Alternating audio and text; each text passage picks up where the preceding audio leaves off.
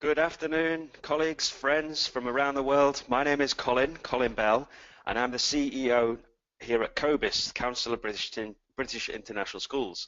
Now, it's a real honour to be with you all today. I know we've got colleagues who dialed in from all around the world, from the Far East, Middle East, Europe, Africa, Americas.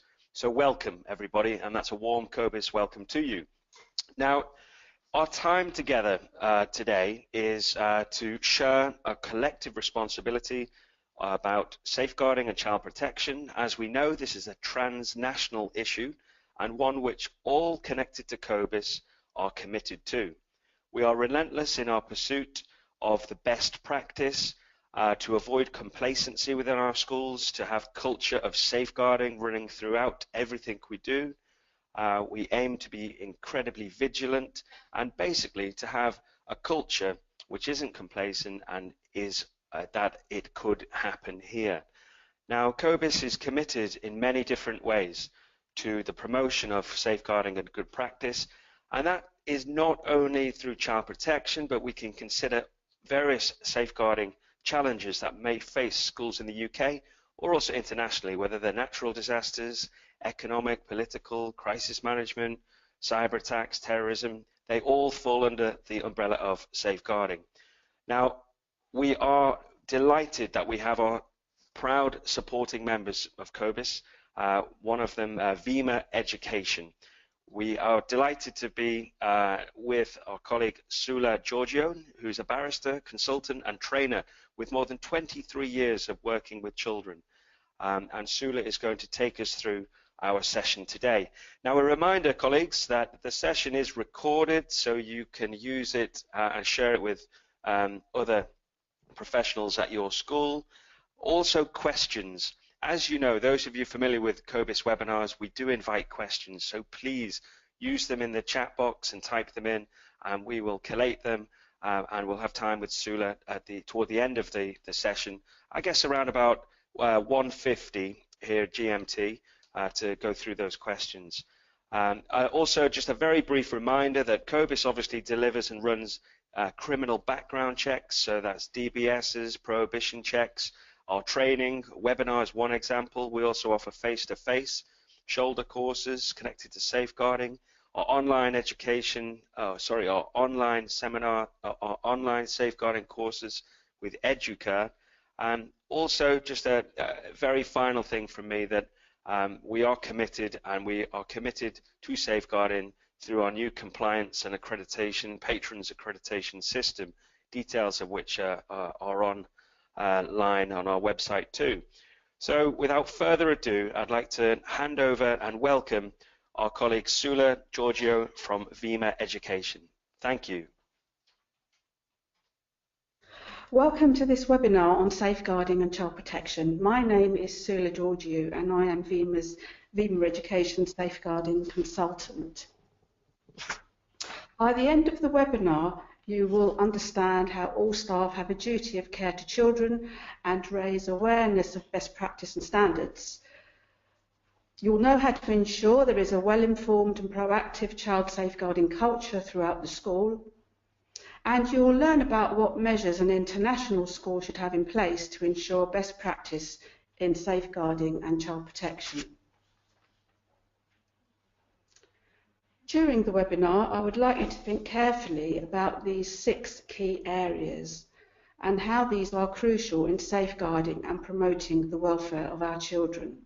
How you hear the voice of the child and your strategies for listening, confidentiality, information sharing and recording, whistleblowing, professional boundaries, and working in partnership with parents. Safeguarding is everyone's business, and Lord Laming's inquiry into the death of Victoria Climbié informed us that it's not just the head teacher or principal, it's not just the designated safeguarding lead, it is everyone's business, and everyone has a role and a responsibility to ensure that children are safeguarded and their welfare is promoted.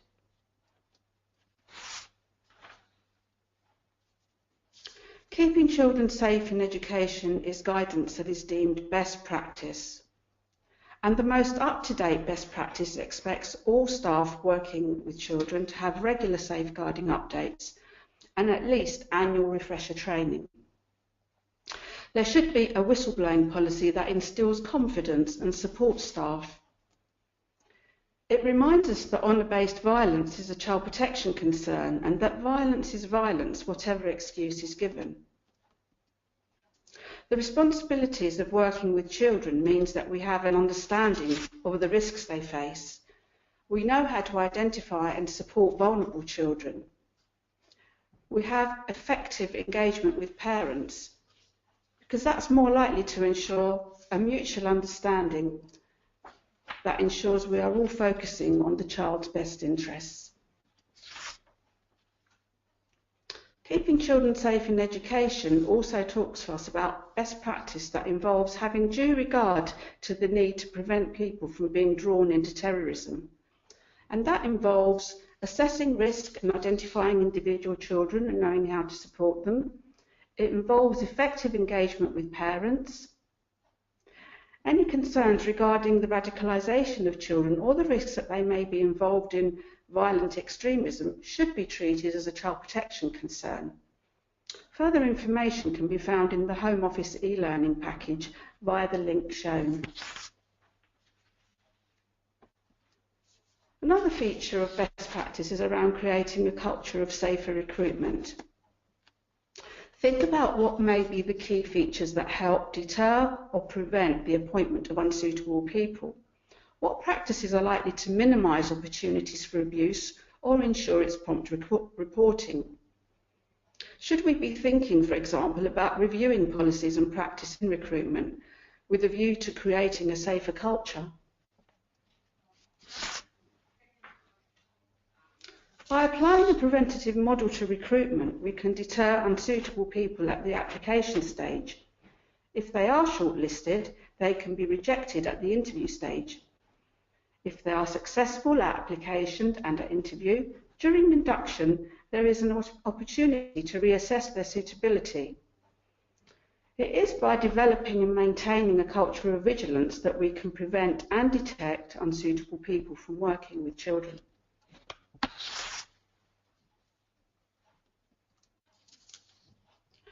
Empowering and encouraging members of staff and volunteers to report concerns or allegations about the behaviour of others is essential if we're going to tackle inappropriate or abusive behaviour. One of the features of a safer culture is one of openness, where staff and children feel confident and supported. A safer culture will set acceptable standards of behaviour. There will be clear procedures for reporting concerns.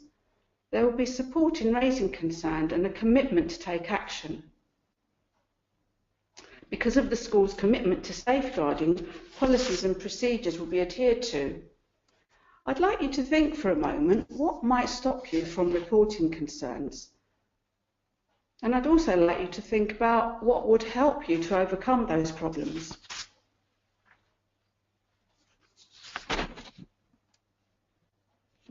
This diagram demonstrates the different areas that help to make up a full commitment to safeguarding and an ongoing culture of vigilance. Safeguarding and abuse should be discussed openly. There should be a belief that it could happen here. There must be clear procedures for reporting concerns and support for children and adults who do raise concerns. And there must be a commitment to take action. We must have a code of conduct that makes clear what is acceptable and unacceptable behaviour. And a robust code of conduct will also minimise allegations against staff. Make use of a good induction and use probationary periods. Safeguarding should be a core part of your business, not an add-on. Increasing awareness through regular training and discussion should mean that everyone has an awareness of safeguarding and child protection. The school's commitment to safeguarding should be publicised. There should be a nominated senior designated safeguarding lead, and people should know what to do with concerns. Everyone should be clear on how concerns are dealt with.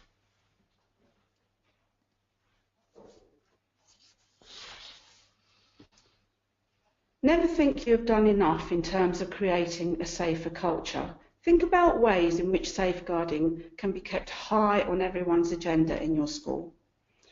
Remaining vigilant means not just relying on the recruitment process to keep children safe.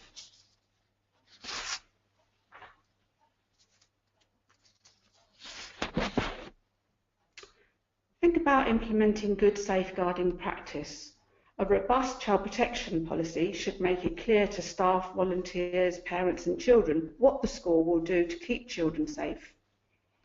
Knowing the definitions of abuse means, do you know what is meant by safeguarding? What is meant by child protection and the categories of abuse?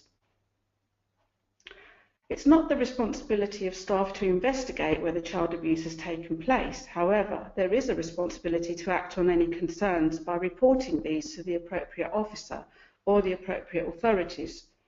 It's important that each school has one person with senior responsibility for safeguarding and deputies to support them.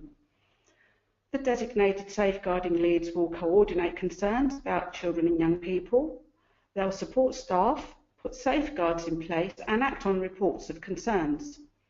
It's important that all concerns are recorded, even low-level concerns, and they must include information about what the concern is about, how it was responded to, where it was responded to and by whom, and what the outcome of the report was. You should also be aware of how to store and retain records. With regard to supervision and support, once recruited, all staff and volunteers should be well informed, trained and supervised, and they should be supported to ensure that they effectively safeguard children and know how to respond to any concerns.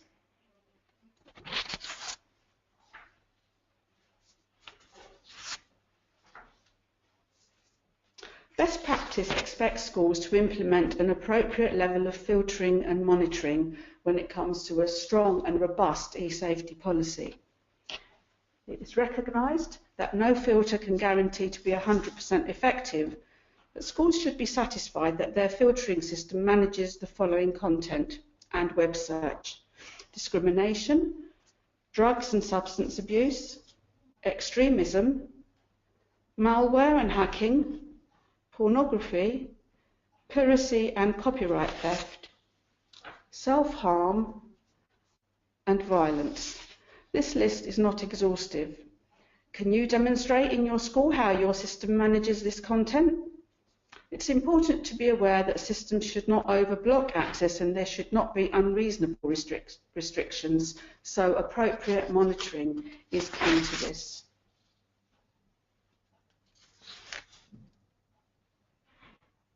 These are some very useful and interesting e-safety websites for school staff, children and young people and parents on issues relating to internet safety.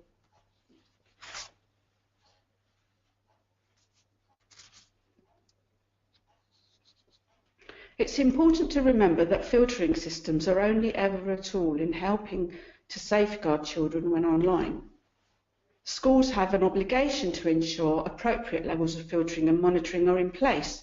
Indeed, evidence of a broad and balanced curriculum is sought even prior to any inspections, for example, through the school website.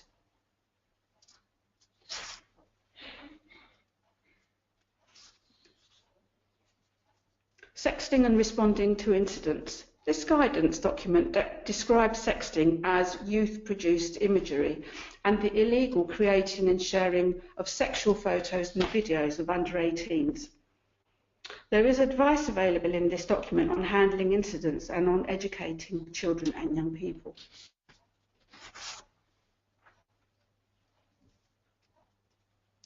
Cyberbullying is a key online safety issue that schools face, and we know the serious long-lasting impact it can have on children.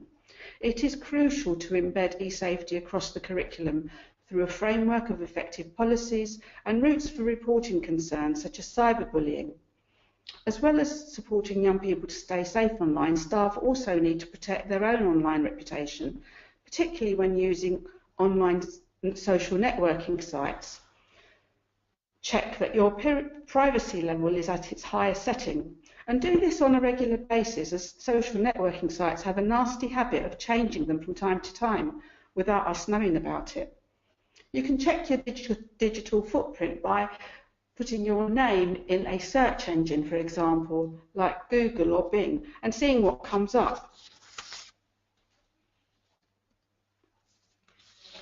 Schools should make it clear that bullying of staff or pupils is unacceptable.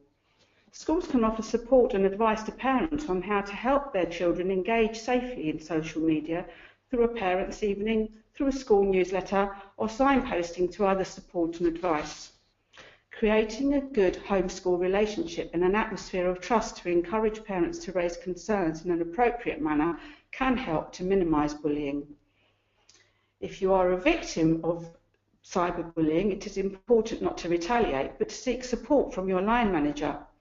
Save evidence by taking screenshots and record the time and date. Schools' disciplinary procedures should be invoked. If the perpetrator is an adult, a senior member of staff should be invited to a meeting to address the concern and request that the person removes the offending comments. If they refuse to do so, it is an organisational decision what to do next. Either report to the social networking site or seek guidance from your local authority, and there's also guidance available from the UK Safer Internet Centre. If comments are threatening, abusive or sexual, they must be reported to the police. Online harassment is a crime. All schools should have an anti-bullying policy. And these are the different ways in which bullying can be addressed in schools. There is the no blame approach, where there could be a meeting with a group of students, including the bullies, those who may have seen the incident and others who are not directly involved, and a common solution to the problem can be sought. The group is encouraged to come up with practical problem-solving solutions. With counselling mediation, a mediator can aid the discussion to find a way forward to end the cycle of bullying and complaints. Although mediation can be successful in some cases, others have expressed concerns that victims of bullying may be making themselves vulnerable when discussing their feelings. In the circle time method of resolving bullying, lots of care should be taken with this method to ensure that children feel safe and well supported when talking about sensitive issues. Peer support mentoring programs is where a group of pupils are trained to be peer mentors. With the right training for peer counsellors, this can be a very effective method. For telling schools, if the bullying victim is too afraid to tell a teacher, all the bystanders know that it's their duty to do so, and they won't be accused of telling tales. It is a deterrent because the bully knows that he or she won't get away with it. In terms of restorative justice, the victim is given an opportunity to meet with the bully face-to-face in a safe and supervised setting and talk through the impact that the bullying has had. Peer mediation and circle time are often part of this process.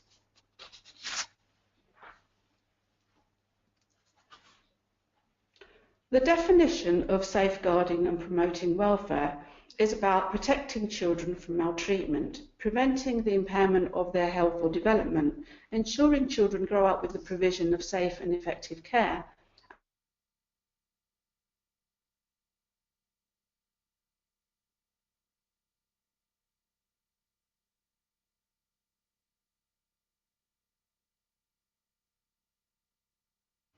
and explains that someone may abuse or neglect a child by either inflicting harm or by failing to prevent harm. Children may be abused in a family or in an institutional or community setting, or by those known to them, or more rarely by others, for example via the internet. They may be abused by an adult or adults or another child or children. Thinking about the possible signs of abuse, I'd like you to think about what would worry you. What physical signs are you likely to see?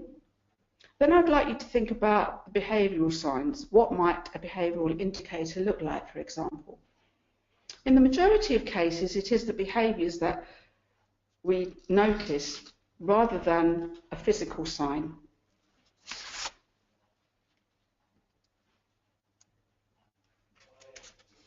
Professionals must take special care to help safeguard and promote the welfare of children and young people who may be living in particularly stressful circumstances.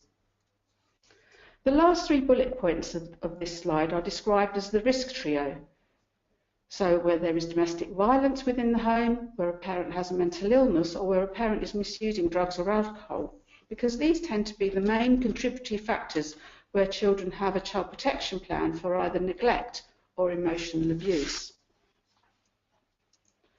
Further vulnerabilities include learning difficulties and ensuring children receive the appropriate support.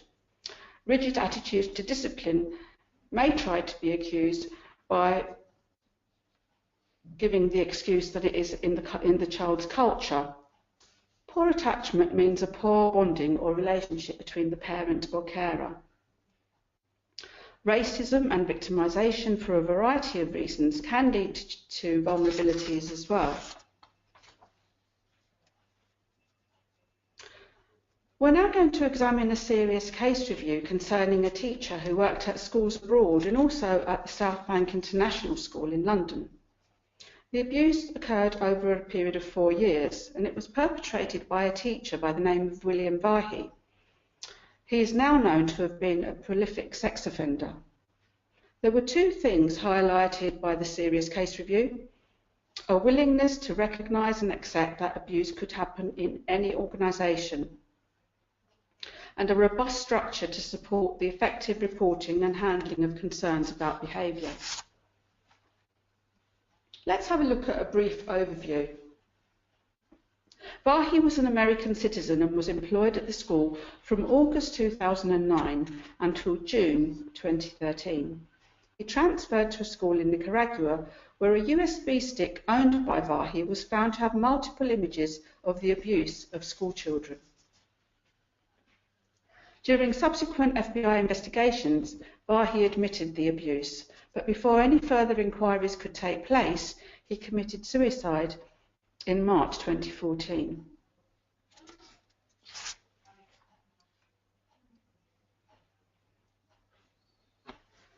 Some of the findings were that although some staff reported concerns, there was no records and no formal referrals made.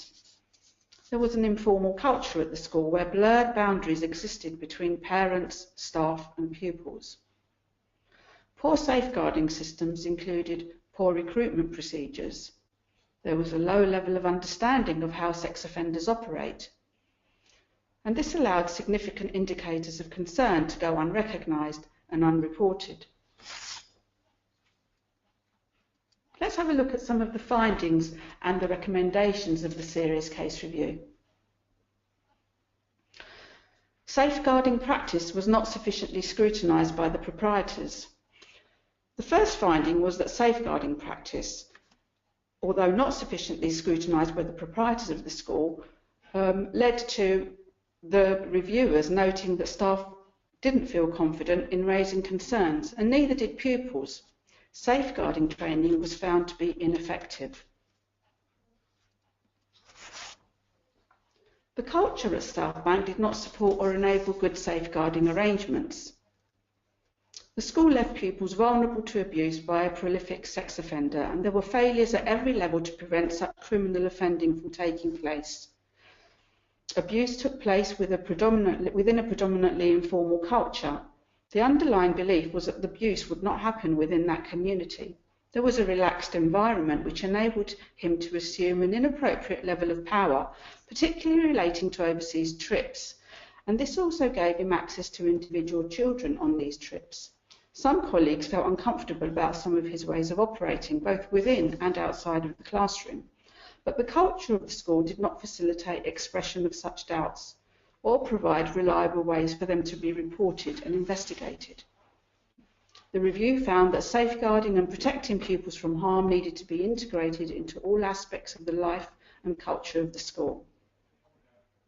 It was accepted that sustaining and embedding cultural changes over time would be a challenge due to the high turnover of staff, pupils and parents, and due to the international nature of the school.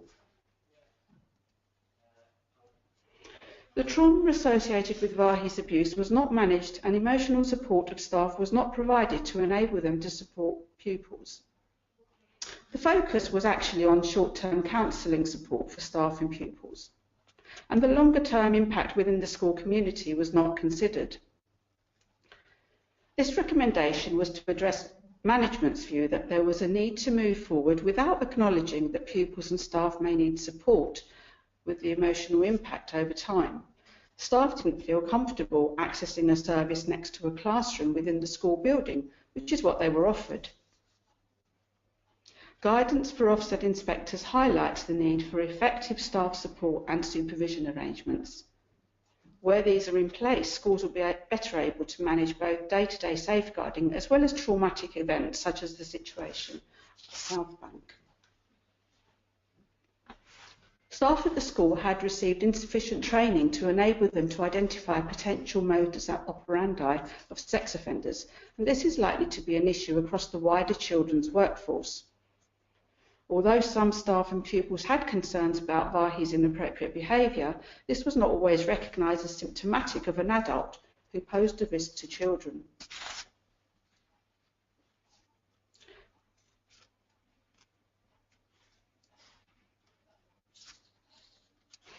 Safeguarding arrangements within the school were not in line with best practice or compliant with statutory guidance. Safeguarding concerns at the school were rarely discussed and they were rarely reported to the designated safeguarding leads. There was an absence of a single point of contact within the school, and reports were rarely recorded in sufficient detail to enable a pattern of accumulating concerns to be established and acted upon.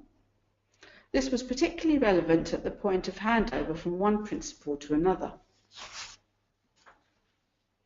The role and capacity of the Safeguarding Children Board in ensuring compliance is not sufficiently clear. South Bank may have benefited from a closer working relationship with the local authority and the local Safeguarding Children Board.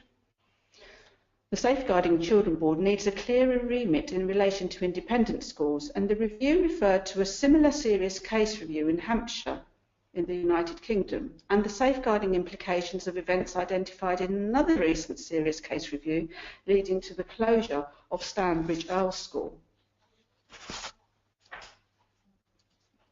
Very few pupils raised concerns about Vahi's behaviour, which may be linked to the method employed at the time to resolve complaints.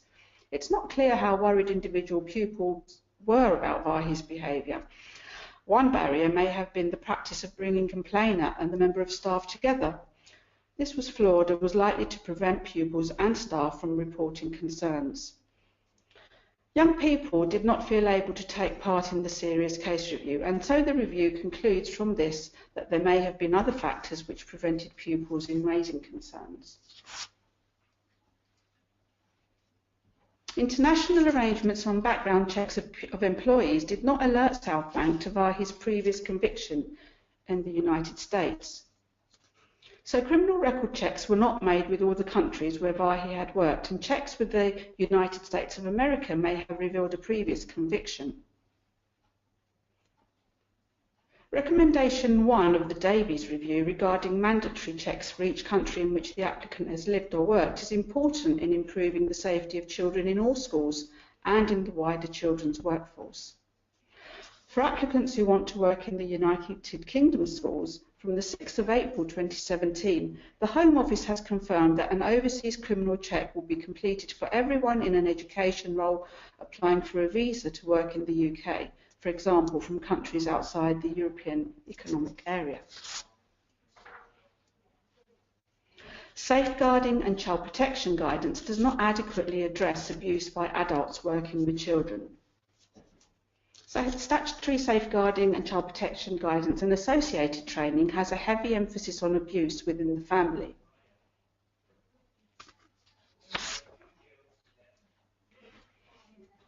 An additional emphasis is required on abuse in other settings. Arrangements surrounding school trips did not adequately safeguard pupils from harm.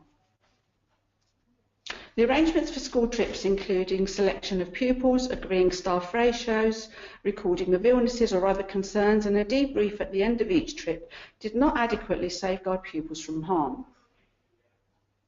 Neither the current statutory child protection guidance or the independent school standards include any reference to safeguarding pupils on school trips. Training for teachers to assist recognition of abuse within organisations is sufficient.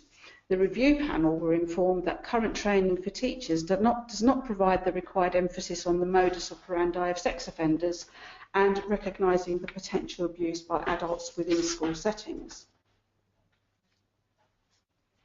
Implementing learning from this review. A number of recommendations were made, including the local safeguarding board to oversee all actions relating to practice at the school, and the safeguarding and quality assurance team to work with Cognita, who were the proprietors, to agree the actions that will be taken to implement the recommendations, to confirm how they would be monitored, and to review progress and report back to the safeguarding board in 12 months from the date that the report was published. We're going to look now at designated safeguarding leads. Safeguarding leads should ensure that all staff know who to speak to if they are concerned about the welfare of a child, and that they will be given guidance and support, and that all staff are able to identify concerns about children. They are responsible for directing staff in matters of child protection, ensuring that all staff receive appropriate training and induction, and that includes agency or supply staff and students on placement. Ensuring that there are systems in place for staff to record concerns about children, even at the stage of low-level concerns. They should be discussing concerns and seeking advice about children who may be in need or are suffering or at risk of suffering from significant harm with the appropriate authority.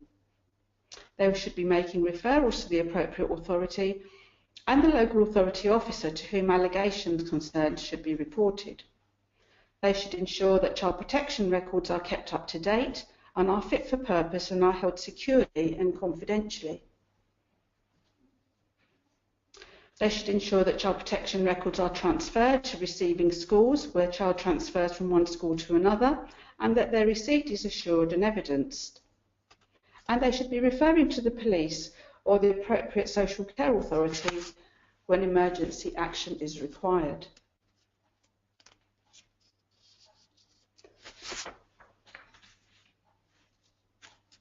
Child sexual exploitation can involve children in exploitative relationships.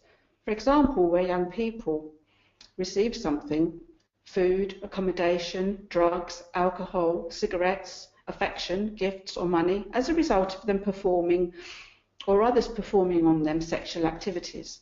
They can be at risk through the use of technology, for example, being persuaded to post sexual images on the internet or their mobile phones. In all cases, those exploiting the children or the young people have power over them by virtue of their age, gender, intellect, physical strength, and/or economic or other resources. They can be at risk of violence, coercion, and intimidation. Involvement in exploitative relationships is characterised in the main by the child or young person's limited availability of choice, resulting from their social or economic and/or emotional vulnerability.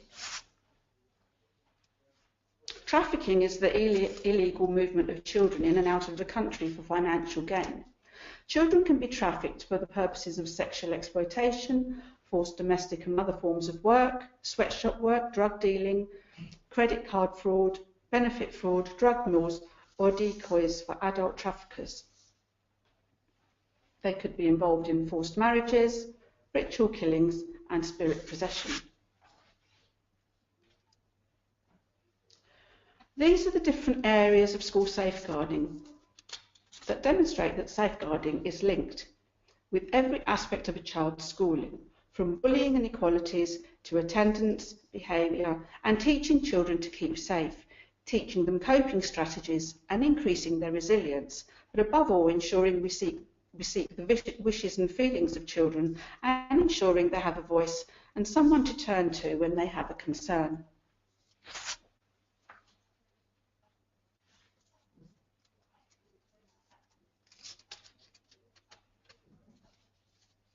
To summarise, make sure you know what your child protection policy and procedures say. Know how to recognise the signs and indicators of abuse by ensuring that you refresh your training annually. Discuss your concerns about a child with your designated safeguarding leads. Record your concerns so that you can track them over time. Refresh your training regularly. Pass on information that you feel could be of concern. Don't hold on to it. It might be an important part of the jigsaw. Information about safeguarding and child protection is on a need-to-know basis, and you may not have all the information about a particular child that perhaps your designated safeguarding lead or your local authority may know about. Think about strategies for listening to children and taking account of their wishes and feelings. Above all, remember that good practice safeguards children and safeguards staff. I'd like to thank everyone who's taken part in this seminar, and I trust that it's been useful to you in your work with children and young people. There is reading material in VIMA's Research Corner, which includes safeguarding and where you can download useful content. Thank you very much.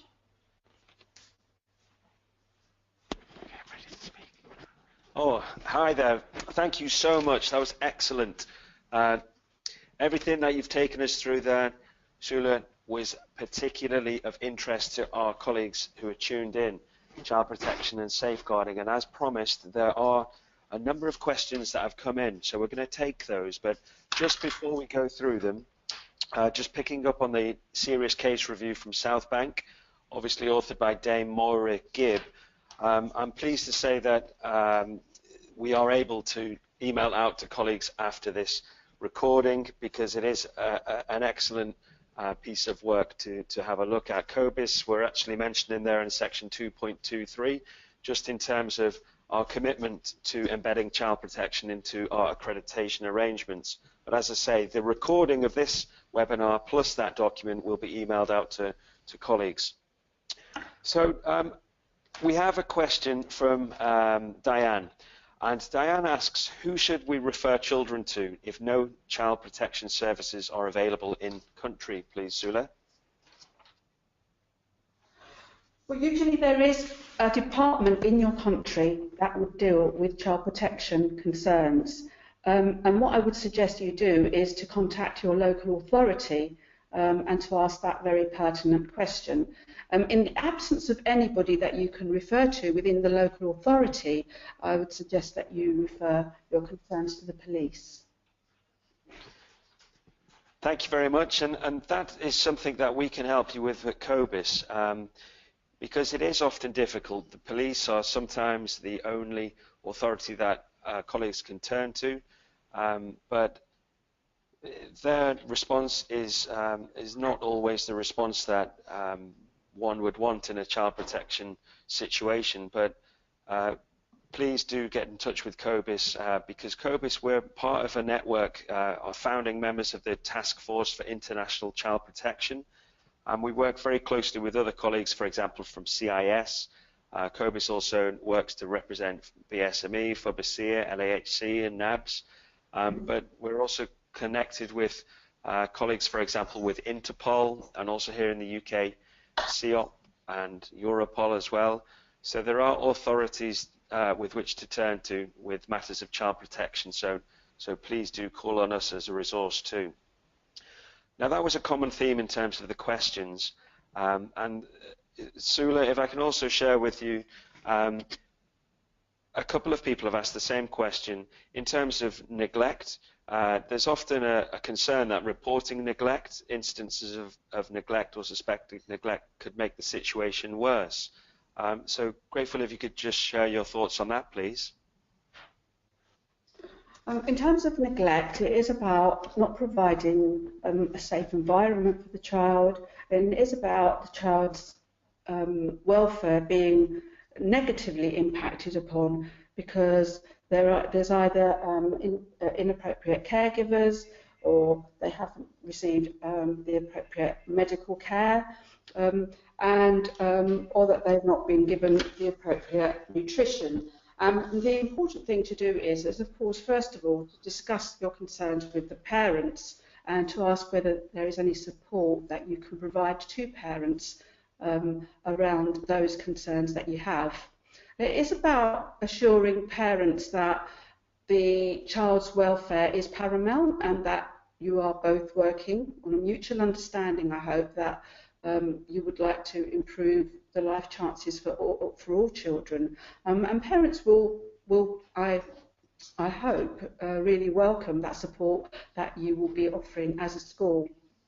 Okay, thanks. Yes, very helpful. Thanks, Sula. Culturally, we have questions coming in as well about smacking of children, where it is deemed appropriate or permissible in certain cultures. So in terms of communication with parents, have you got any practical examples or ideas how the importance of child protection and safeguarding can be shared with parents and the wider school community, please? Yes, and it is really about educating the parents around the types of smacking. And of course, smacking is allowed here in the UK as well.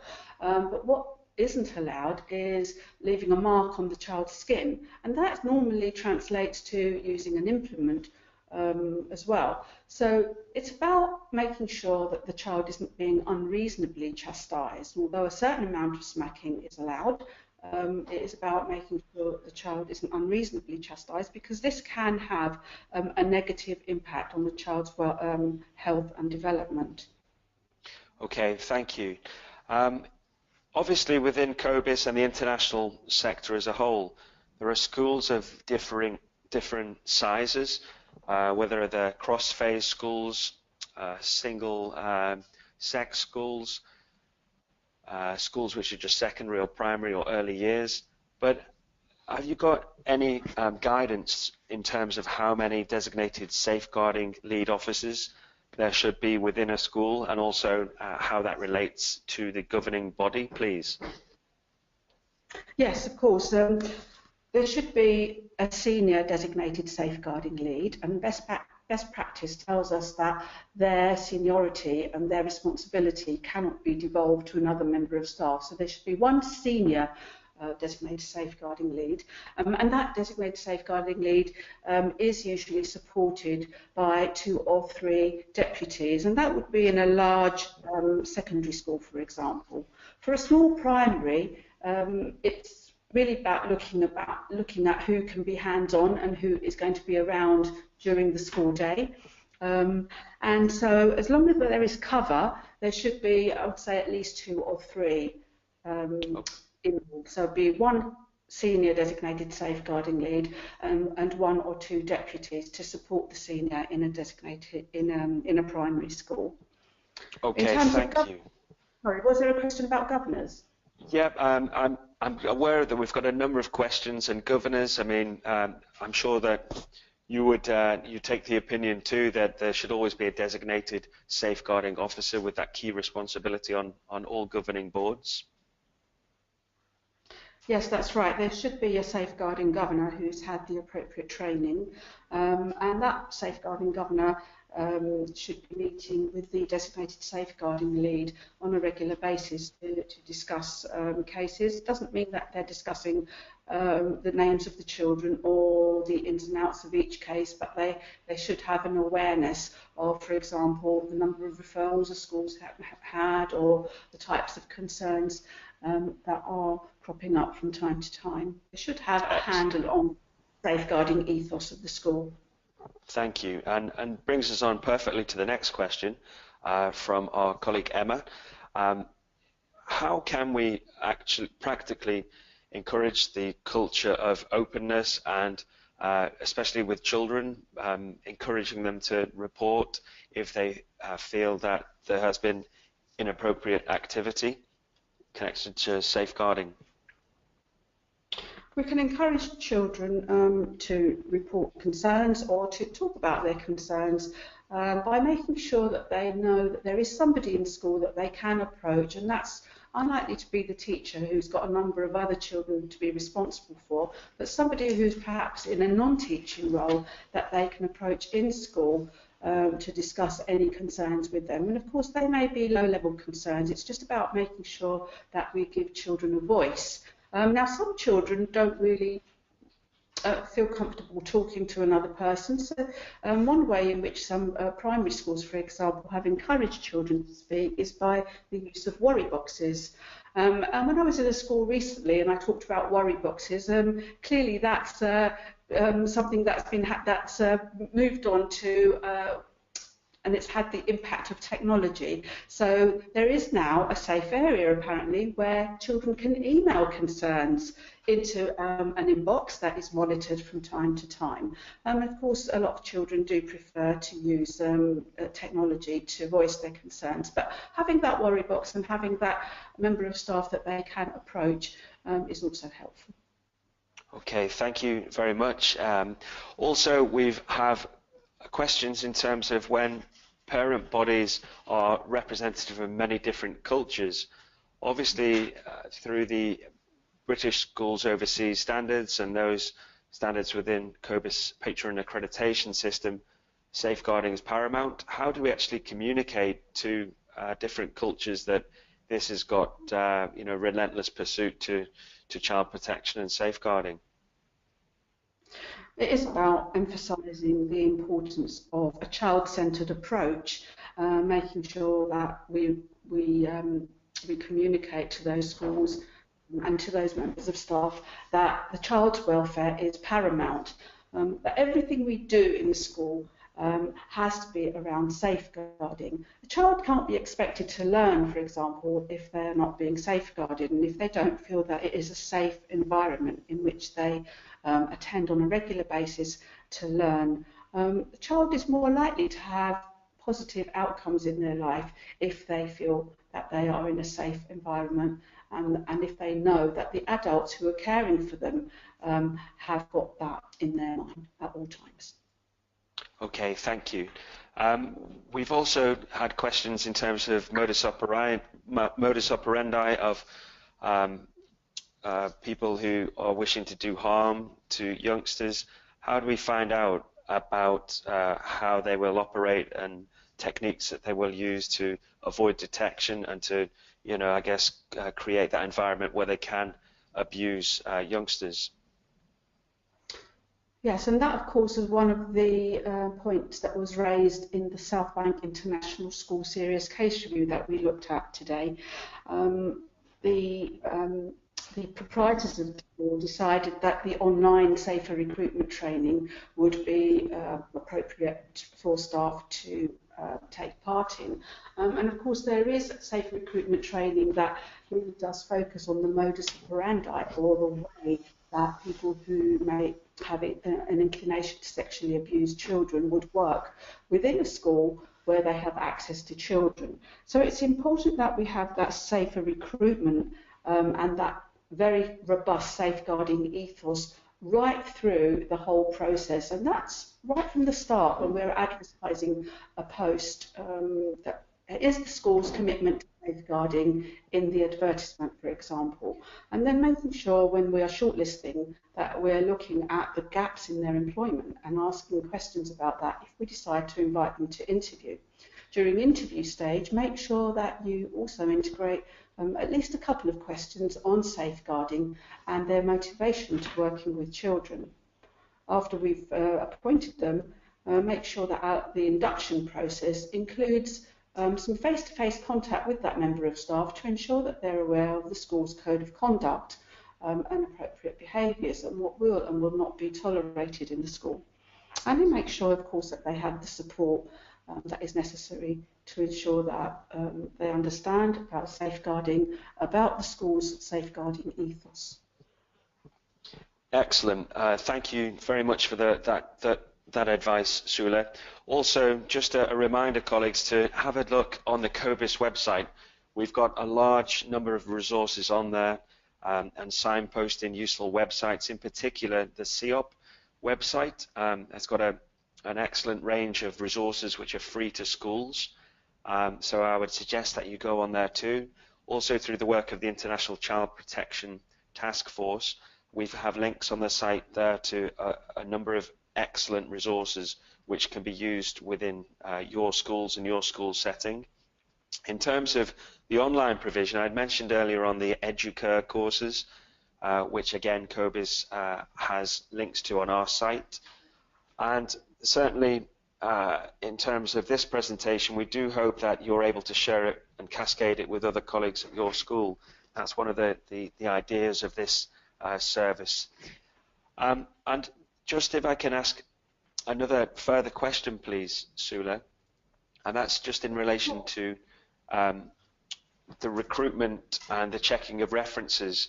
Have you got any advice you could share briefly with colleagues from that perspective, please?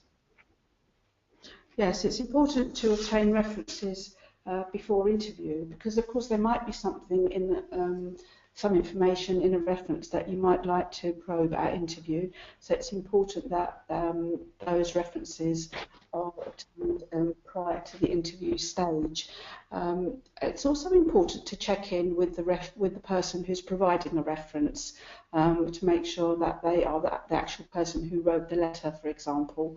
And as I say, if there's anything in a reference that you are concerned about, you can use it as part of your interview process to probe on those issues. Excellent, thank you. Safer recruitment and child protection are mandatory for all COBIS member schools to undertake. We introduced that, I guess it was around about 2011. But those courses, the colleagues just typed in a question, how often can safeguarding training be done with the Educare online? And that basically a school buys a license, and that license enables all members of staff, whether they're support staff, site managers, school meal supervisors, teachers, governors, heads, to access the training. Now, we are also working on a more internationally tailored online course, which is better suited to our needs as a sector. But again, just a real reminder that it's quite shocking, really, the number of adverts from all schools, whether they're UK schools, overseas schools, that don't carry simple safeguarding statements. So, for example, on our site, we carry probably at the moment about 100 odd jobs. We put the umbrella statement that COBIS and our schools are committed to safeguarding, child protection, safer recruitment. But again, you know, we just need to be collective in our responsibility to shout that loud and clear. Sula, have you got any more comments or things that you'd like to share just before we wrap up this afternoon? Yes, there's further information about safer recruitment and the modus operandi of sex offenders or people who might be unsuitable to work with children on the Safer Recruitment Consortium website. So that's a website that's been put together by those who wrote the Safer Recruitment Training, and there's lots and lots of information there regarding recruitment and checking and the modus operandi of these people. And it's also very important to ensure that you have access to face-to-face training, because if you have face-to-face training, you're more likely to meet people who are perhaps in a similar role to yours or who work in other agencies. And multi-agency training is best practice in terms of safeguarding children. Excellent, that's fantastic. And just again a reminder about safer recruitment, the COBIS access to DBS and prohibition checks. Obviously that's only suitable for teachers or staff or colleagues working in schools that have lived or worked in the UK. Other alternatives out there are the International Child Protection Certificate. Also there are the police checks for individual countries. Again, COBIS can provide information how you can access those from different parts of the world. And also the task force which COBIS is involved in, we're working with Interpol to pull together a truly international background checking system as well. Even if someone does have a clean police record or DBS check or ICPC, it's just an indication that they haven't been caught, and that's if they are offenders. So just bear that in mind. I guess the message from COBIS, before we finally thank Sula, is to just never lower our standards in connection to safeguarding, child protection. Always find someone that can help you. Please do be relentless in spreading the message of our collective responsibility to protect, to prevent, to empower, and to pursue those that wish to do children or vulnerable adults harm. And just, obviously we cannot eliminate risk, but we can do all that we can to reduce risk. It is a collective responsibility, and the youngsters and adults in our schools and connected to our schools are our most precious cargo. So, Sula, on behalf of the Cobis family of schools, we really want to thank you for your time and your expertise, and we will make this available to all colleagues. It'll be a residual resource on our website. So just to conclude, from all the team, thank you, Sula, and good afternoon to everybody out there, or good morning, or good evening. Thank you, everybody. Bye now. Thank you.